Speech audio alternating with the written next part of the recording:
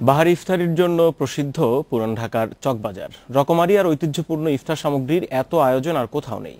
রমজানের প্রথম দিন থেকে জমে উঠেছে এই ইফতারের বাজার। সিটি কর্পোরেশন বলছে, স্বাস্থ্যসম্মত ইফতারি তৈরি ও পরিবেশনের জন্য আগামীতে প্রশিক্ষণ দেওয়া হবে এখানকার ব্যবসায়ীদের। 20 পদের মিশেলের এই খাবারের নাম বড় বাপের পোলাই খায়, যার সঙ্গে মিশে আছে পুরান ঢাকার ঐতিহ্য।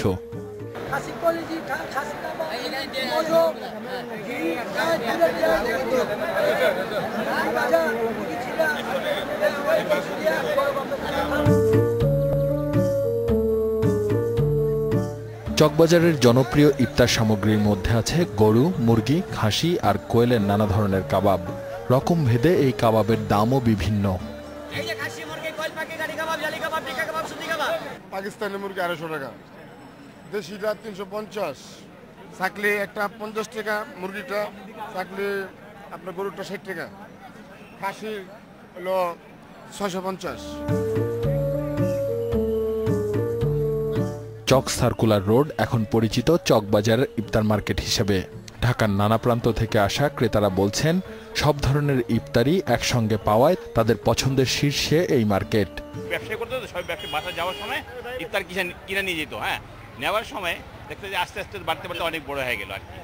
বড় বাপের পোলায় খায়, তারপর হচ্ছে শাহী জিলাপি, তারপর হচ্ছে জব্বারের দই বড়া, যেগুলো বাংলাদেশে আর কোথাও পাওয়া যায় না।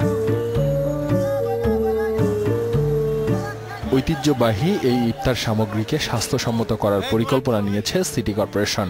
দক্ষিণ ঢাকার মেয়র বলছেন, আগামী বছরই বাস্তবায়ন হবে পরিকল্পনা। এবছর আমরা তাদের নাম, ঠিকানা, তাদের যোগাযোগ সমস্ত কিছু নিয়ে রাখবো। তাদেরকে আমরা ট্রেনিংয়ের ব্যবস্থা করব, যাতে তারা তাদের খাদ্যদ্রব্যের মান নিশ্চিত করতে সক্ষম হন।